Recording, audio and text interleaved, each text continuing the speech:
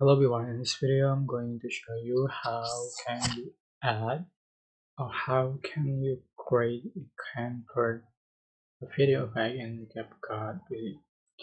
So first you can select your photos or videos you like to edit, and it's super simple. You're just going to select effect and select distortion of video effect.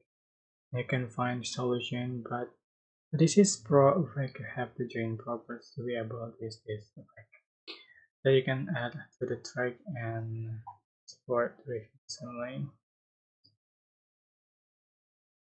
You can adjust for the option of the effect, twist, horizontal, stream, curve, range, and size, and also speed.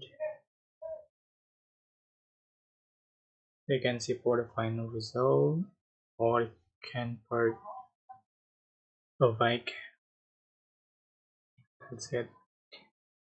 I hope this tutorial was helpful for you guys. Don't forget to like, comment, share, and also subscribe. And if you have any question, please leave in the comment section below. Thank you so much for watching.